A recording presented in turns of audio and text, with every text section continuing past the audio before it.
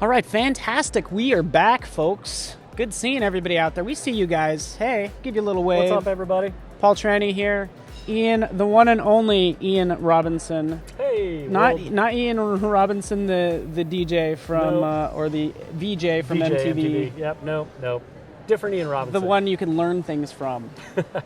Yeah, man. We'll do what we can. So is this your first time sort of like live streaming, or? Yes, actually, this is my first time doing a straight direct live stream. So thanks for joining us. Yeah, we'll just, we can see the chat here. Christopher, Mohammed, Henrique, good to see you. Anna Vasquez, seen her name before. You guys have been joining us, like you were here yesterday, today. This is really good to see. So super fun. Hello, Drew. What's up? Ian's first time. You know what? Let's make it a good one. I'm super excited about, it's obviously, guys, titled 3D and After Effects, which is really cool. Yes. The title alone, I'm like, I'm in. Yes. I'm in. Whoever was supposed to be sitting here, I am now. I don't even know. I hope they better not show up, because I'm into this. That's right. Yeah. No. I love it. I couldn't be more excited with this most recent release. The fact that you can actually create and extrude true 3D dimensional objects, or three-dimensional objects, natively inside of After Effects with the Cinema 4D renderer. It's something I've been waiting for a very long time. Which is really cool. I mean, I think this whole, 3D in general is kind of that black box people try to unlock as like designers. Yes. I don't know if people out there use 3D. We saw some Felix. Did you see Project Felix the other day, which was That was cool. awesome. That was actually really exciting. Anna Vasquez, she has the right idea. AE 3D for the win. There we go. It's amazing. That's right. And hey, good day stuff. from Australia. Hey, Flavio. Yeah. So we have Felix. We know people are interested in 3D, and I'm hoping from you, because you do lynda.com courses. Yep. Right? Definitely. Yep. And you've been doing that for a while, but it's cool just like, just keep it simple. Like how fast can I get to awesome is what I want to do with a little 3D. Yeah. Don't scare me. Yeah, no. I scare easily. We'll take it. We'll take it step I already by see step. what you have going on here. I don't know if the rest of the world can, but you already have After Effects launched. Of course, good. I'm more than ready to just dive right in. But we'll actually start with an Illustrator file. So those of you that are familiar with Illustrator, we're just going to take it right into After Effects and rip it from there. Little vector artwork, so that's good. To answer Bala's question, we're actually here at Adobe Max, just to recap. It's our second day. Had a phenomenal keynote this morning and yesterday. Yesterday morning, when I mentioned Felix, if you go back to the keynote day one, that's where you can kind of see some about Felix, and then some other technology that we have waiting in the wings. So it's over there. So it's going to be good. Yes. So this is going to be good. So, all right. Yeah. Oh, you just imported that, like any other file? Or? So basically you can take a layered Illustrator file and just import that right into After Effects. And you'll get a menu that pops up, and it'll ask you if you want to import it flattened or import it with layers, retaining the layer sizes. And that's exactly what I've done. I've just gone ahead and taken that first step, and I imported it with layers, retaining layer sizes. And those of you that are familiar with Illustrator, I had 4 layers in my Illustrator file. So I had this outside text, which was outlined out of Illustrator, and I created that swoosh underneath. And then I have 2 simple hill layers that just kind of create this flowing hill, and then a sky layer, if you will. It's kind of a funky purple sky, but I'm going to roll with it. And with that, it's just got a gradient on it in Illustrator. So if you notice in the bottom of the After Effects timeline, I can see each one of those layers broken out. And just like inside of Photoshop with the visibility icons, I can turn the visibility of each one of these layers on and off. And just to recap, this is all came from one Illustrator file, or just the type? This all came from one Illustrator file and it with broke 4 it out layers. by layers. I made sure that each layer was on top of the layer hierarchy. Would you like me to open it? I'm interested, yeah. Okay, I mean, sure. and I think the same thing happens when you're using Photoshop as well, right? Yeah, So, one of the great things about After Effects is its integration with Photoshop and Illustrator. I affectionately like to call it the holy trinity of my design world. Okay. It really is something that I do every single day, and most of the time when I start with my designs, I don't start with Illustrator. I don't start with After Effects. I start with Illustrator or Photoshop, just so I can kind of flesh everything out. Yeah. for the 3D world itself, it's nice to start with vectors because they transition rather easily right into the 3D environment. So that's why I created this inside of Illustrator, not to mention the ability to outline your type and then create these custom shapes like this swoosh. I could do that rather easily. So do you want me to break down the Illustrator file? No, I mean, I think I basically understand it. If you could just open up, is that the layers? Yeah, the layers panel right here. That's what I wanted to see. So again, simple, you have that file. Yep. Next thing you know. Yep, next thing you know, file. You import it right into After Effects. Boom. I'm ready to get this rocking. Hopefully you are as well, Gonzalo.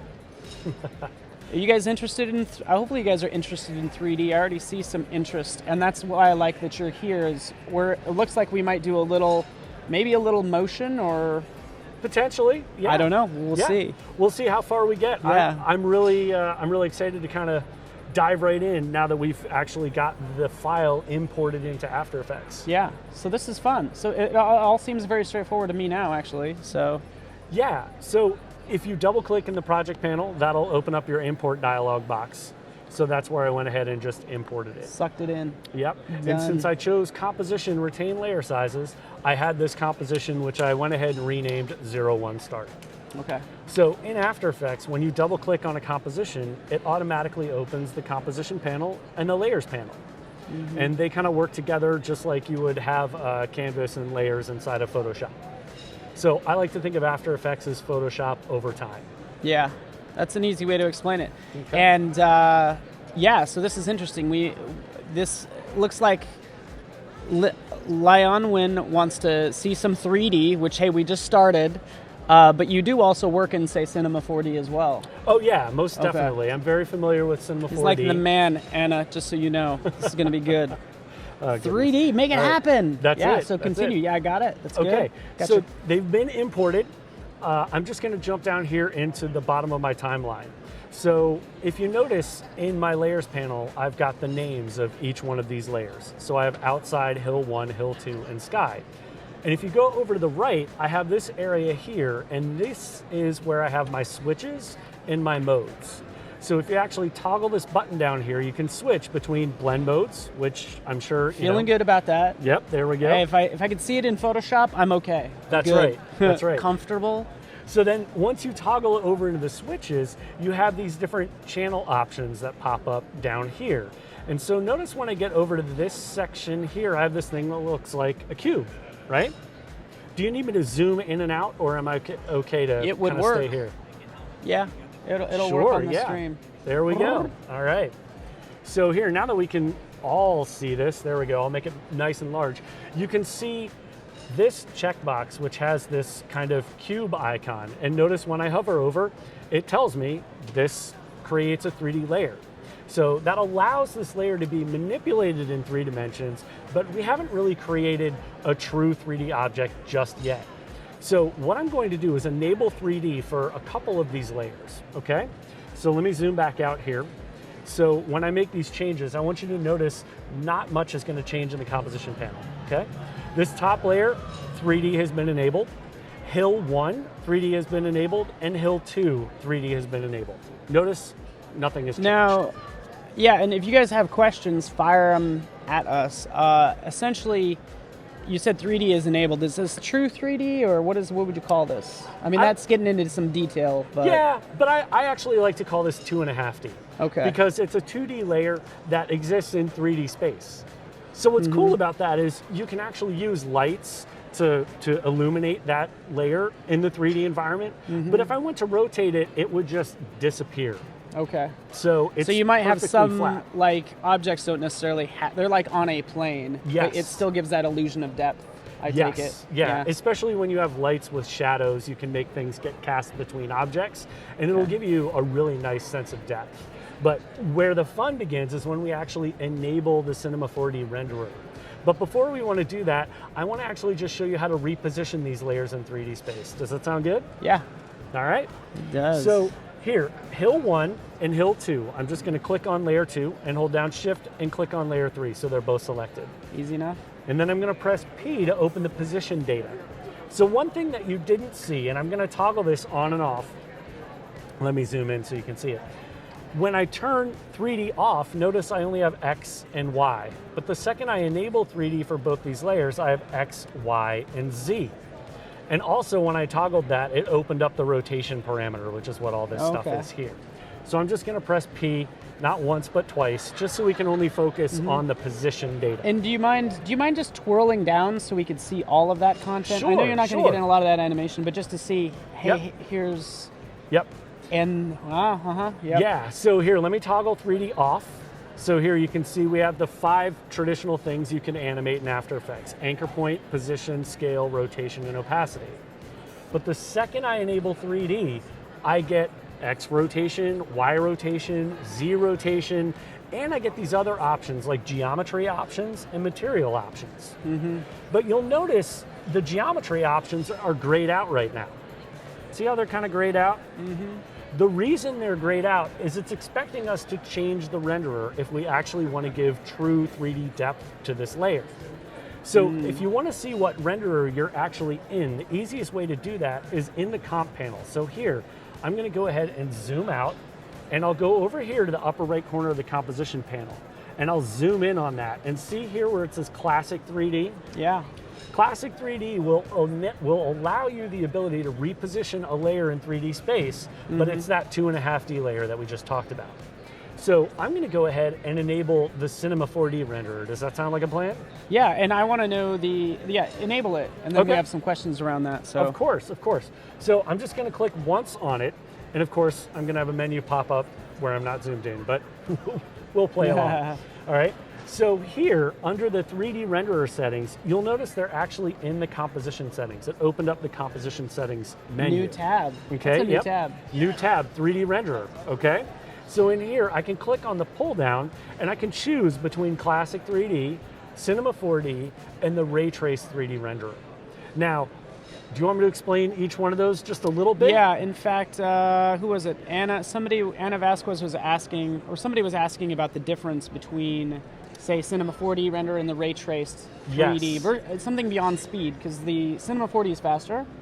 Yeah, the Cinema, well, break it down. Yeah, let me explain all the differences, because there are a ton of different kinds of ways you can create 3D in After Effects. So right now, I'll just say there are 3 ways we can create 3D inside of After Effects, okay? Like true 3-dimensional objects.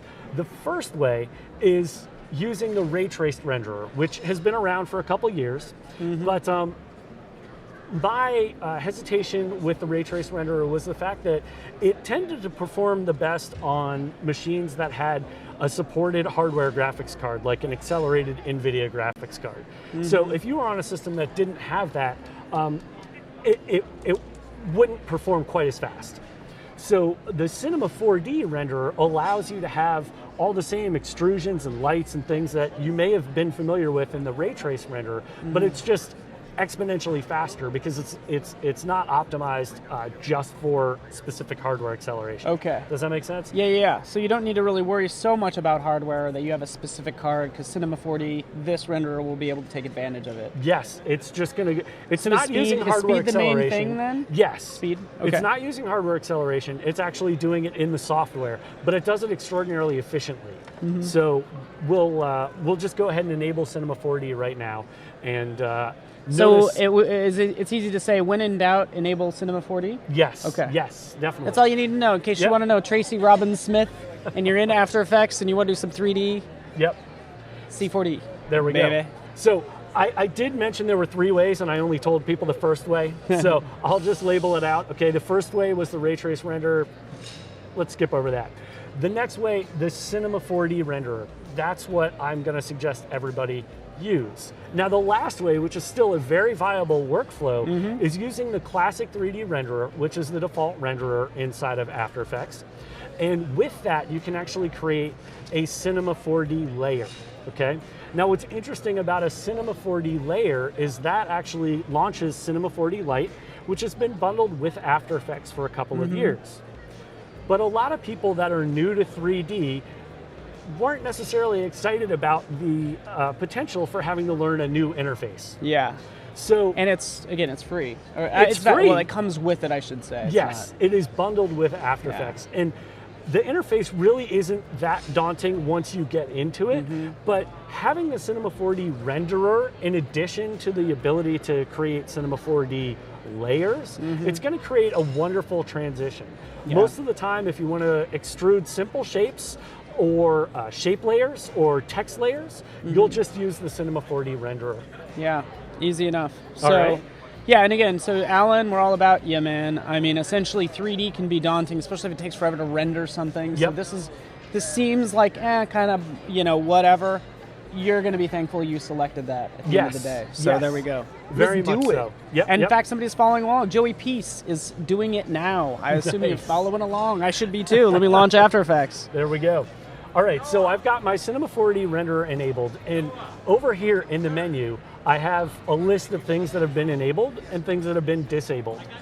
Now, don't panic. I know some of you might freak out because blend modes have been disabled, but you can always pre-compose these layers into another composition and go into, say, the classic 3D renderer and get your blend modes back. Okay. But that's something for another thing. Right now, I want to focus on creating true 3D. Let's do it. Good? Yeah, all right, we have 45 minutes. All right. 40 minutes. Let's do this. And I want to make something awesome. All right. Press my friends. Post a video on Instagram of something rotating. Instagram. Vidstagram. Vidstagram. There we go. All right. We might have to patent that. All right. Yeah. All right. So, or trademark. There we go. Okay, so I've enabled 3D, and notice we have a bunch of intersections that are happening now, and that's because each of these objects actually exist in the same exact plane in the 3D world, which is not the best thing. So what I'm going to do is reposition them in 3D space. Sound like a plan? I think it sounds great. Okay, so one of the things that is a little challenging when you get started working with 3D is the fact that when you twirl down each of these different options, they will take up a lot of space in the timeline. And so in order to make this a little easier, I am just going to press the P key. So we're just focusing on the position of hill 01 and hill 02. Okay? Perfect. P for position. Yes, P for position. And of course I have some notes just so I can make sure things go swimmingly. And so here we go. I think we've already answered some of these questions, so... Yeah, let's go, Joey P says. All right, so let's go. Here, I'm gonna move hill 1 back in ZSpace. And when you're repositioning layers in ZSpace, what you wanna do is click and drag on the parameter and scrub. And notice as I do that, the object is moving back and forth along the Z axis, okay? So I could also just click on the number and type it in. So I'm gonna make hill 1 exist at 150 in ZSpace, okay? And then hill 2, I'm gonna go ahead and click on that, and I want that to exist at 225, okay? And so now you notice they're pushed back in the 3D scene, but unfortunately I can see the edges of these layers, okay? Yeah. So unacceptable. Unacceptable, totally, okay? If that's a look you're going for, great, but I don't want this to look like a pop-up book just yet, all right? So I'm gonna go ahead and select layers 2 and 3, and I'll press S for scale, okay? That's gonna open up the scale parameter, and what I'm going to do is just scale these up just a little bit so they're larger, and I'll actually scale them just so they go off the edges, which is gonna be right around 114. In fact, just to make it round, I'll say 115, okay? Yeah. All right. So now, another thing you can do, instead of just scrubbing to adjust the position, notice I have these axes. These are control handles. So when you hover your mouse over any of the control handles, here, let me zoom in, you'll get an icon that tells you exactly what axis you're going to be moving along as you transform these layers in 3D space, okay? So I'm gonna hover over the Y axis here and drag these down so that they go just off the edge of the bottom of my composition panel. So when I hover over and I drag down, now I can have my hills at the bottom of my composition. So now I've got my layers, they're set in 3D space, but they're not overlapping with anything else. Sound good? Yeah, and it's same in Photoshop 3D. Oh yeah, with Same little like icons and everything, so it's similar. Yeah, definitely. And a lot of the controls are going to be very similar. Like I said, think of After Effects like Photoshop over time. All right. So here, I'm going to select layer 1, which is my outside layer, okay? And in here, I'll go ahead and press AA, which is the keyboard shortcut to get to your geometry and material options. Sound cool? Yeah. AA, all right? That's the easiest way. AA, all right? So when you tap that rather quickly, you'll get some options here for this Illustrator layer. So notice the first option here is geometry options, and since I switched to the Cinema 4D renderer, it gives me the ability to apply a curve to this layer, all right? So I could bend it if I wanted to, but I don't want to. I want to actually create true 3D depth, okay? So a layer that exists in 3D space but has no depth in the Cinema 4D renderer gives you the ability to bend that layer. But if you want it to actually have true 3D depth, you need to either create a shape layer or you need to create a text layer. Okay, because that's actually the math is there for them to extrude. Yes, Here it's just pixel Flat. just a flat plane. It's a flat plane, and I can go ahead and bend it. I want to see you extrude something and make it fly around my head. Yeah, there we go. Well, this is where we have that integration between Illustrator and After Effects, okay? Because what it's going to give me the ability to do is actually change this Illustrator layer to a shape layer, which is native to my After Effects projects. Cool? I feel like this is like at least for me, a pro tip. So yeah, there we go. I want to see. So with this layer selected, I'm going to go up under the layer menu and I'll choose Create Shapes from Vector Layer. There we go. All right. That's something, if you weren't tuning into this, I think this is important. Yes, this is a very key step. Cool. All right. So the second I do that, a couple things are going to happen. Look at layer 1 when I do this, okay? Watch, it's going to go ahead and boom. Now I've got 2 layers here. Let me zoom in so everybody can kind of see exactly what's happening. If we look closely at these layers, you'll notice I have layer 1, which is my outside outlines layer. It has the icon because it's a shape. Yep, it has the star icon. Says, hey, good job. Yep, you did it right. You're a star. You were a star. All right. Yeah. So there we go. Now, the Illustrator layer is still here if I decided to go back to it, but they've gone through the process of turning off the visibility of that layer, so I don't even have to worry about it anymore. Cool. Okay? And actually, one of the things that I like to do is utilize some of the additional tools to minimize the amount of space that I'm using in the timeline. So the way I'm going to do that is to use this little button called the Shy Guy. You a shy guy? Not really. Yeah, exactly. All right. So even if you're not a shy guy, I do think that's the cutest icon ever. Yes. By the way, Yes. Is it not adorable? Zoom into that. is right here. He It's looks adorable. Like Ziggy popping up over the fence or something. Yeah, he's like down. All right. Anyway, so yeah, shy is that? It's not hiding though. No, not yet. Okay. Not yet. But see here, I'll enable the Shy Guy on this layer. Okay. And now if I go up here to the top of my timeline, when I enable it here, it'll hide any of those layers that have Okay, Shy so your enabled. global controls at the top there. Yep, global essentially. controls. Got it. And what it does is it just gets that layer out of the way, but it's not deleted, it's just hiding because it's shy. Yeah, it is. You know, But sometimes he's still that there, happens. a little creepy because he's like, I know you're still there. Why aren't you talking? What's up? He's ready He's to doing pounce. his job. He's like, That's I'm it. ready for it. Okay, so now I have Becca my Gould, it outlines. is cute. All right, so now I have my outlines. What I'm going to do is go ahead and open up the options here, okay? So if I go to my geometry options, okay, like so, notice I have a bevel style option, and I can set a bevel depth, a whole bevel depth, and an extrusion depth. And the thing I want you to focus on right here is the extrusion depth, okay? So I'm going to use that technique I talked about earlier, the scrubbing technique, in order to actually create my 3D shape. So here, I'm going to click on this number and drag, and that'll scrub the parameter. And if you look up here in the composition panel, you can only see the corner of it because I'm zoomed in, but you'll notice things are changing. I've got little boxes that are going on here, and it's going to look thicker. And I'm going to go ahead and drag that up to a setting of around 180 because I want this to be nice and thick in ZSpace, okay? So let me zoom out so you can see what it's done. There, it's actually created true 3D geometry. Done. done, all right? Do you ever get the error? Oh, you know what? The error could not create outlines, unsupported content. Sometimes if it's too complex, does that happen? Is that when you'd get that? Yeah, actually that error is, I'm glad that popped up. Sorry, Chris, but it happens sometimes. Yeah.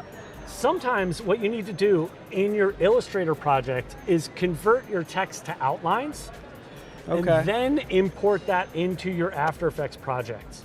So sometimes the fonts don't have the outline parameter, so when you're actually trying to convert it, it'll say there's no content in order to be able to create that shape layer. Okay. So I have a feeling that's probably what happened there. And that sometimes happens even because you can go from Illustrator to Photoshop to extrude it the same way. You run into some of those same issues of it just being an unsupported file type in terms of sometimes too complex. Yes. Other times having to do with the type as well. Yes. Now, I see, okay, you didn't Bingo. create outlines from the text. Bingo. From the text itself, yeah. I think they got it. Bingo. Perfect. We like seeing bingo. So yes, that's good. yes. All right, so we'll just keep moving. Is that cool? Yeah, no, that's good. Keep moving. We have somebody's mentioned a dynamic link and sharing files. We have somebody actually waiting in the wings that will actually be talking about sharing and all that fun stuff. So yeah, continue. Totally. Make it happen. All right, so now if I click anywhere in this dark gray area outside of my type and just kind of wave my mouse over top of my text, you can see it's really hard to see any dimension with this 3D object, right? Agreed. So in order to actually add dimension to the scene, I'm gonna go ahead and add a light into my project. Cool? Let's do it. All right, so here I'm gonna go up under the layer menu and choose new lights, okay? So when you create a light, you can create a couple different kinds of light. So here, if I click on the pull down, I have point light, spotlight, parallel light, and ambient light. Now, I could spend an entire hour just talking about lights. So I don't want to do that. I'm just going to jump right. Let there be. Yep. I'm going to jump right to the spotlight here, okay? So spotlight's like what you would think of in an old-timey stage act, that light that follows around the key person on the stage. That's what we're doing. Follows you around a lot? Yeah, Ian, the man. Sometimes. There he goes. I watched the spotlight. I was like, Ian, we got to stream in 5 minutes. That's right. There I am. Perfect. Game over. All right.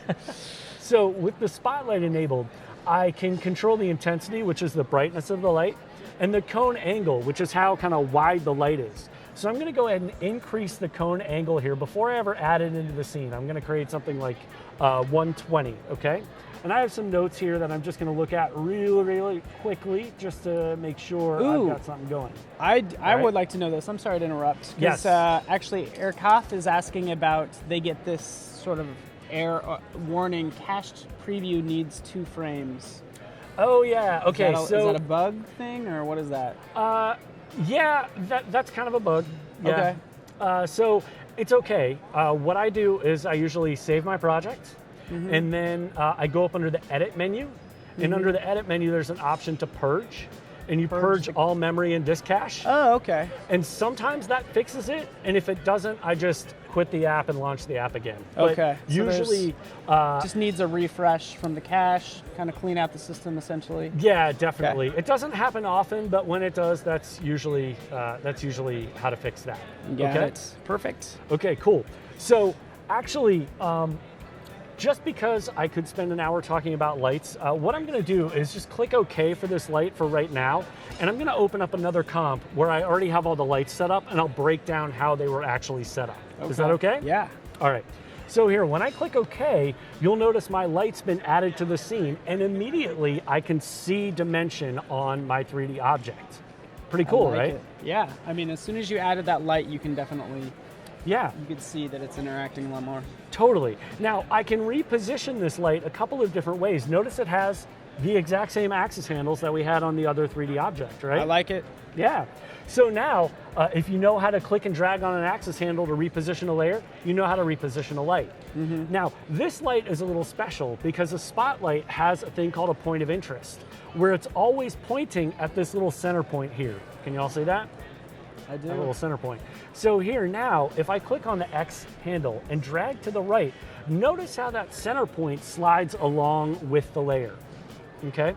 But what if I want that center point to stay exactly where it's pointing, and I just want the light to kind of move around? You think I could do that? I think you can, because you know what you're doing. I can do it. Well, I'm you going to guys know. are gonna Give know me what you're 5 doing. minutes. You ask future Paul, I'm going to know. Yes, future Paul will definitely know, okay? So here, what I'm gonna do is I'm gonna hold down the Command key on the Mac or the Control key on Windows. And then I'll click and drag on the axis handle, and that's gonna make it orbit around the point of interest, okay? And notice it's struggling to refresh as I'm doing this, but notice how quickly it's actually redrawing the scene if I go ahead and pause. It's really giving me fast previews as I'm moving around in the scene. And whoops, I got a quick error message there, but that's okay. I'm gonna click OK because I'm gonna open up the other comp here and we'll see if we're back up and running. And sure enough, And that looks we're really up and good. running. Do you have a little bit of a bevel on that? yes, I do. And actually, wanna- I'm gonna break down exactly what Okay. I did in this scene here, okay? Don't panic. I didn't jump 25 steps ahead. I just added 3 lights and then I added a bevel. So let me go back and explain how this scene was built, but I don't want to take all the time showing you dragging Yeah, lights and because things. we All also right? have our fun guest. Yes, that's right. And you just give me the high sign when you need me to just jump ahead, and I can jump ahead or what have you. Yeah. But I want to make sure that we're kind of rolling on the timeline that you have set today, because there's a lot going on here. Yeah. Well, Are we okay? I think we're okay for now. We'll give you 5 minutes. 5 minutes? 5 minutes. We'll have our guest jump in. Is that wrong? Is that okay? That's work? totally fine, man. Yeah. However you want to handle it. Is it at a shareable state? Because it's looking really good. It's close, but I could jump ahead and show you some more stuff. Okay, So- jump ahead. Show us some more stuff. Okay, so here really quickly, I'm gonna go ahead and collapse all these other layers, and you notice I've added 3 lights. And what I've created is a 3-point light setup, okay? Those of you who've ever been on set for anything, you're probably familiar with a 3-point light setup. You may see something somewhat similar around here, kind of all over the place, right? Yeah, if you're doing photography or, pretty That's much it. any animation. Any animation. So stuff. here, in my composition panel, I can go to the pull down here and I can choose how many views I have in the scene. So I can view how this looks in 3 dimensions. And just because I have a preset scene in terms of the amount of space on my desktop, I'm just gonna choose 2 views horizontal, okay? Got it. So here, I've got 2 different views. My right view is my active camera, okay? So that's how I'm viewing the scene currently. My left view here, if we look in the upper left corner, is the top view, okay? Now yours may be different if you have already used this feature before. If you click inside each of the panels, you'll see little selection triangles in the corners, like here, okay? And once that side is selected, you can zoom in on that side. So here I'm gonna say fit up to 100%, so we can see a little more clearly what's going on in the scene. I like okay? it. So here, I could also click on the pull down and choose a different view. If I wanna view it from the left, I could view it from the left. If I wanna view it from the right, I could do the same, but I'll just view it from the top, okay? So if I click on each one of these lights, you'll see I've got one light that's positioned over here. This is the fill light, okay? And if I press AA again, I can open up my light options, and here you can see this light just has a color and an intensity, and that's it. If I double click on the light, I could see the light settings, and here you can see it is a point light, okay? I like it. Point light. Yep. A point light is very much like a light bulb without a lampshade, right? Yeah. Okay, so I'm gonna click cancel here. So the fill light is a little not quite as bright, and it's only 40% opacity or 40% intensity, and it's light blue. And I added the blue because having a little color adds a sense of realism. You know, when you're out in the world and it's sunset, you'll get a nice gold or orange highlight. You know, I wanted to create something that matched this purple background, so I created blue, okay? So I had a backlight as well, which illuminated it from the back and gave it a little pop. Now let's talk about that bevel really quick, shall we? Yeah, because it makes it look super smooth. Yes. So the bevel here, if I open up my options, notice there's my geometry options. In here, I have a bevel set to 8, okay? That's like 8 pixels, all right? So it's rounded the edge in a convex nature, 8 points. Okay, so here, what I'm gonna do is go over to my active camera. I'm gonna click on that window and I'll just change to one view so we can see this more clearly. I'm gonna click on the pull down here and I'll increase the magnification up to 200. So here you can really see that bevel, see? Yep. So here, I'm gonna go ahead and decrease the bevel to something like 4.2. And that's going to make the text not look quite so billowy, but you notice, billowy, that's the technical term. Yeah. You'll notice I get these little nice highlights right here, and these are specular highlights, okay? Now, you can add more detail to this if you want, and I actually did in a future iteration. If you want, I can jump into that and show you that I did that, or we can jump to our special guest. Yes, I want to do both. You want to do both? I want to get Bronwyn up here when she's not busy, but she's also just playing around on her phone. So let's get this party started. This is at a good place to kind of share, and then I want you to dive into some more things. So we do have a special guest, Bronwyn Lewis from Adobe, mastermind of lots of things that she will tell you about, but she also knows stuff that we don't, and we're happy that she's here. Yes, slide Bronwyn, on hey, in. hello, my friend. Hey. Let me give you this. Oh wait. Yep. Let me get out of the you way. got it? Oh, yeah. Okay. Good. They are good. Do you need a? So Bronwyn's here with from Adobe, which is cool. I think this might be maybe the first time we've met. But that's the cool thing about being a Max. You have people that are walking by. We suck them in. What we do is we bring them in and we try to like crack them for like all they know, and we try to get them to say things that maybe they're like, maybe they'll say something like that's coming. I don't know. I really don't know what's going to come out of your mouth. I'm not saying you should do anything you shouldn't do, but talk to me about. I can't do what Jason can do, so. Hey, no singing? not many of us can. God, I feel like I just am a terrible singer, so I don't think it's going to work out. Yeah, no, you're good. All right. So what do you work on at Adobe? Yeah, so I'm a product manager in the video group. So I'm that person who's working between the customers and the engineering team to make sure that we have the right now features. Now you're going to see lots of products. feature requests. Oh from yeah. Joseph I can and see them Joey right there. Keys. Awesome. Yes. They're going to be like, feature, add this. Yes. I just perfect. had this error. Fix it for me now. I know. Well, I know. I'm always checking the support forum. And okay, so working with that. that's yep. on We're the, listening. on the We're Adobe listening. forums Yep. essentially under. After is it for After Effects? I'm more on the video editing side. So I am the product manager for Adobe Premiere Clip, and I'm working with the Premiere Pro team. I'm actually the product manager of a brand new technology that I'm going to show you guys today. What? I know. Show me. I know. New tech. New tech. So exciting. Jason Levine actually talked about this yesterday in his presentation during the keynote. It's called the Social Publishing Panel. It is going into beta right now, and so we'll throw up a link in the chat pod so that you can sign up for the beta. We've thrown it up a couple of times throughout. Okay, good. But I just wanted to take the time and walk you guys through the workflow. The whole concept behind this is that we know that people are spending a lot of time being creative, doing things like you just showed us how to do in After Effects.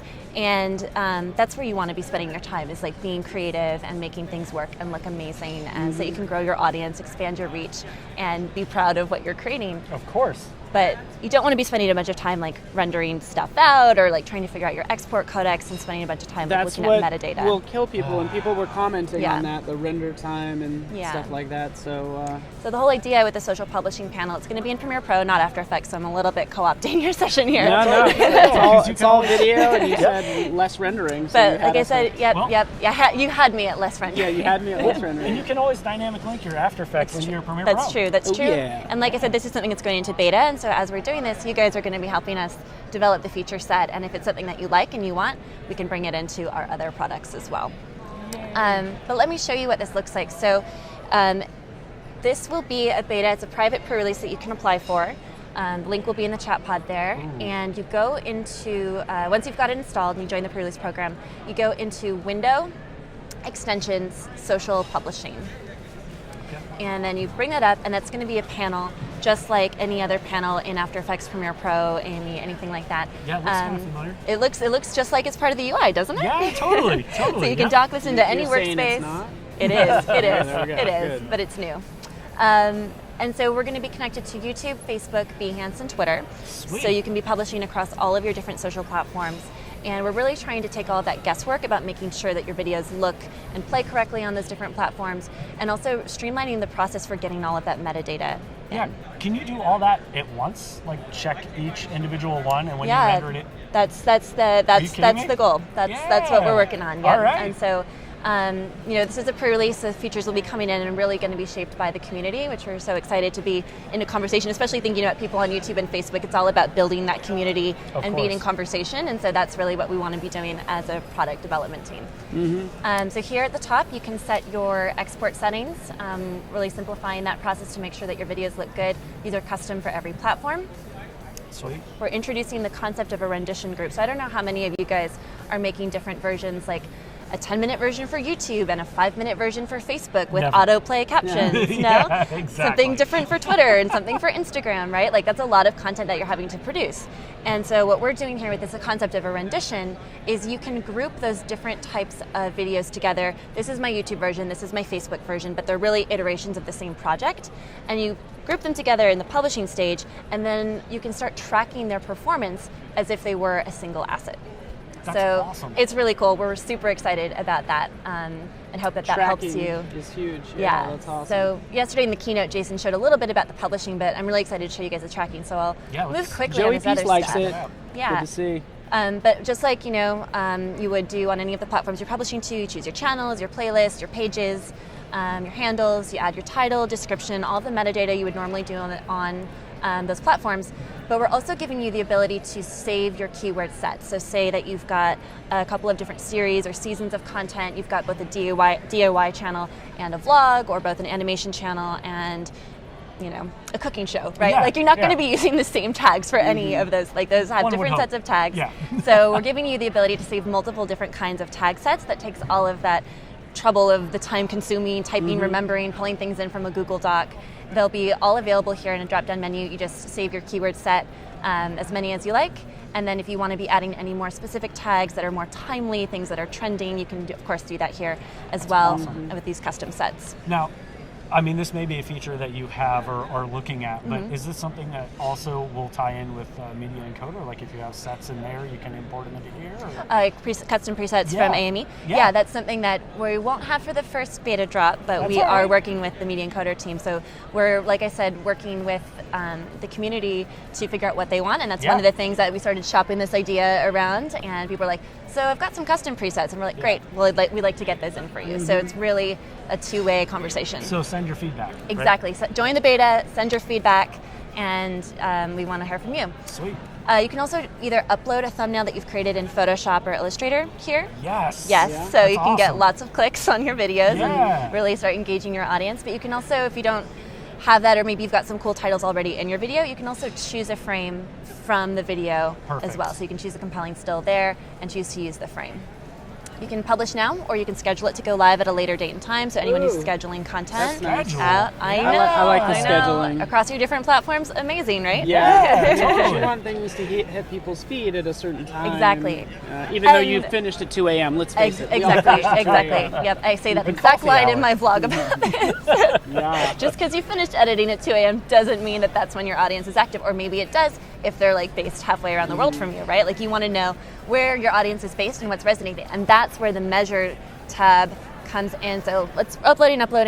Let's move over to measure. So here is where you can start getting some feedback about how your videos are performing across all of the different platforms that you're publishing to. You have no idea how excited this makes me. This I is know. so cool. Isn't it cool? Yeah, seriously. I know I sound like a total nerd right now, but I'm sorry. It is. No, I mean, Scheduling, yes. So here you're looking at, we're seeing our stack rank of my audience across YouTube, Facebook, Twitter, and Behance, and I'm seeing a week-over-week view of how that content is performing across those different channels. I'm able to look at my engagement, my watch time, likes, comments, everything across all of those different platforms. So here I'm in this line graph right down here. We can see, oh God, I went too far. I went too far. You can see, how all of them are performing collectively, and then I can dig into the individual analytics for any of these platforms and start to see comparatively. I've got a spike on YouTube. What happened there? What's going on with that video? What is that audience looking for, and how is that different from my audiences on Facebook, Twitter, or Behance? Totally, yeah. We're giving you a variety of ways to sort through this content, so you can look by most popular, most views, most watch time, most recently published, and start stacking them in different ways to get different views of how your content's performing. Sweet. And then you can also, of course, filter by different time periods if you want to be looking at longer time periods or shorter, more 24-hour, 48-hour, those really key moments when your video goes out that you want to keep the interest. You can filter by accounts if you only want to look at YouTube or Facebook or Twitter. You can do that. Nice. And then that concept of the renditions group I was talking about during publishing, here's where that comes into play. So now I can sort by my rendition groups, and I can see this episode 9, my India trip from my travel vlog. I made 2 videos, and I published them to YouTube, Facebook, Twitter, and Behance. And here's how they performed as if those 2 videos were one video. Here's how that engagement looked across all of those platforms. So you can track a whole You can track plan. the whole plan. So all of the micro content, long form content, anything that you're grouping together, you can start seeing how that performed across all of your different platforms. Brilliant. And all the different versions. But I can still see how they performed individually. So I'm going to click into here, and now I can see my 15-minute version, that's my Facebook and YouTube version, here's how that did. And my Twitter version, which was 1 minute, here's how that one did. And so I can start to see both at that really big group level and back down into the individual video level. Nice. But what's really awesome, and the reason why we're really excited to be putting this in Premiere Pro, is because once you start publishing through the panel, you can start getting more information about your audience, location, demographics, how they're split up, and you can start to make more intelligent decisions for publishing to have a greater impact and really start to grow your audience. Totally. And so we'll be serving those recommendations back to you in the Publish tab once you've been publishing through the panel. So cool. Now you'll get personalized, data-based recommendations that are unique to you and your audiences right in your creative tool, right in Premiere Pro itself. Yeah. And so here, probably a little hard to see, so I'll zoom in. But I've got 2 recommendations based on the last 12 videos that were published to YouTube. And so from my YouTube export settings, based on my sequence settings and what YouTube's looking for, I've got the perfect preset to know that that's going to play well, the bitrate's going to look great, everything's working there. And because I've entered some information about my channel in the playlist, I can start to see what tags have performed well for me in the past. So I'm getting a recommendation for tag sets, and this is going to help me with SEO, what's driving views and watch time for my channel for this playlist. Yeah, totally. And so now I can see what tags have worked well. I can choose one, more, or all of them. Yeah. And then they populate with a single click, add anything else I want to do, and publish it now or later. Yeah, that's it's awesome. pretty that. cool. Yep. This is, It's pretty exciting. So we just announced this yesterday. We are, like I said, we have a private beta. I think we put the link in the chat pod a couple of times, but So please. not so private beta? Not so well, I mean, publicly announced, but we Yes. want to, be engaging with people. It's not publicly available insofar as, if you download the latest version of Premiere Pro, it's not just automatically there. Yeah. It is something that you indicate your interest to us, and we'll get you in there. You got to work with So us. yeah. So we would love to hear some from you. people, Please people are already sign up. signing up, so that's good. so awesome. And somebody does mention, obviously, this is in Premiere Pro, and just to clarify, is the plan to put it in like say After Effects or? Yeah, so again, we're really interested in hearing feedback from everybody and what the features are that you want and what apps do you want something like this in. And so we're starting with Premiere Pro and kind of working our way out from there. So tell us what features you want, tell us what would help you work faster and more effectively, what are you looking at when you're trying to track your performance, what's getting you stuck, what's slowing you down, and where do you need this tool so that you can be the most effective content creator. Exactly, and really start owning that channel strategy. So we're super excited and would love to partner with all of you guys for feedback and to make sure we're building the right product. That's really key. It's awesome. Yeah, and I think people are already signing up and everything, but it's sort of at the creation. It's gonna make my job so easy. They're gonna pour in. Maybe we can throw another link in the chat pod too. I think. I'm sure we can. Yeah, we could do that. But it's cool that it's happening at the source of your content. Yeah. And not after, because somebody asked, well, I get this in YouTube Yeah, as analytics. of course. Yeah. But I got to check 4 different platforms right now, and I don't know how they all stack up. Exactly. So because who doesn't have more than one channel? Everybody has more than one channel. There's so many platforms you can be publishing to, and what we've heard from a lot of people is that, it's like, of course, each of those platforms offers that, and we're actually working with these different platforms to make sure that the kind of information that you want to be seeing is information that we can provide to you in the context of that edit, where you're making those creative decisions, and eventually thinking about ways that we can be more and more aligned with what's going to help you in your creative process and your planning process. And it's only going to get more intense. And we do only have we got to get you finishing your project. Oh yeah. But just even seeing where at a video, what segment of my video was popular too. You could kind of see that happening. Yeah, exactly. That was cool. Here's where people dropped That off. resonated. What's always happening at a minute 10 where all of my viewers always drop off. Exactly. And we can just go and take a look, and you're make sure, already in Premiere don't do Pro. that. Yep. Yeah, whatever I did there, stop, cut it out, cut it out. Thank you for letting me crash the party. Would just went right up right now to you, Bronwyn. So thank you so much. Anytime you you. want to share the future. The Yeah, analytics just shot up. Just boom. Secret info. So do you need this cable back, I assume? Yeah, you can just unplug it, and because now that we know that we could share this stuff, and we've signed up for the beta, Thank you. we need to finish our magic project All as right. we've beveled text. And now No problem at all. Thank Joel Petrell's happy. He's like 3D, 3D, 3D. Yeah, we're going to jump right back into it. We're gonna dive in. Thanks, Mike. All right. So there we go. I think everybody's on Instagram. I'm P-Trani, P-T-R-A-N-I. I don't know if you're on Instagram. Oh yeah, man. I'm Ian is in it? motion. And that's Ian also in you on motion. Twitter. That Good. is, yep. I tried to, have that convergence. Yeah. So yeah. I like it. All right.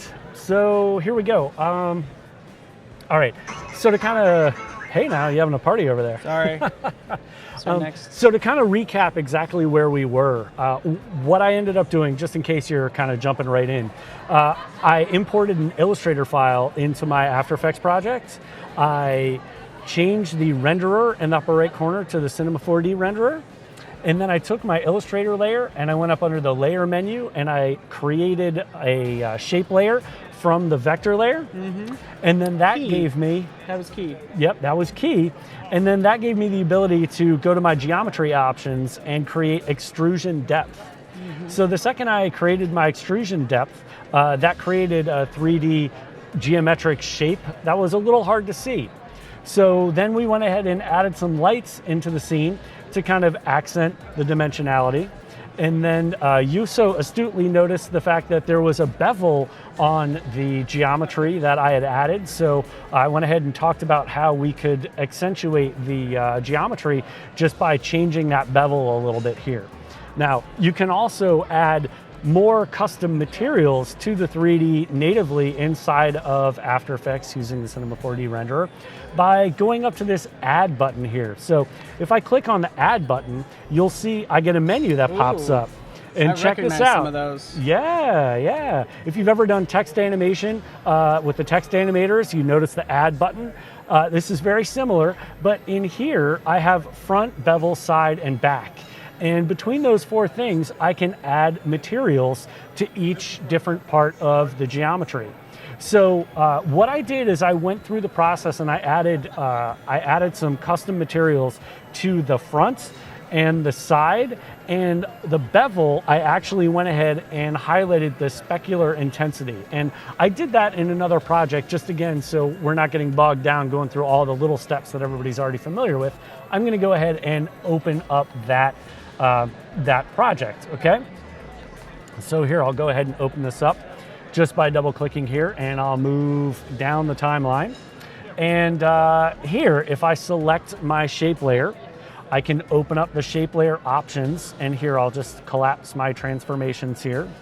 And under the contents, when I went to the Add button, I added my front color, but it was kind of strange. The first time I did this, I got a little error message, and the error told me that I should probably group all of these different options before I make these changes. Yeah, that's So a lot what I did going is on I there. created a new group.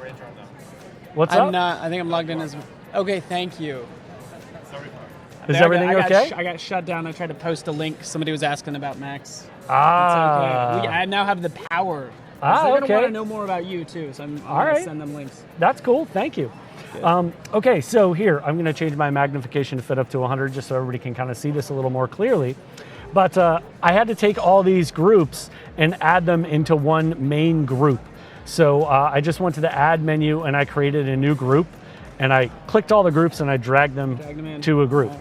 So when I did that, then that gave me the ability to add a custom front color, highlight the specular intensity, and add a side color. Yeah. Can you rotate that around? Somebody's asking. Oh, Can you yeah, kind of definitely. See some of the So- 3D-ness. 3D-ness. Yeah, here we go. So We have with 2 layer minutes. 7 selected, I'll go ahead and press R to open up the rotation.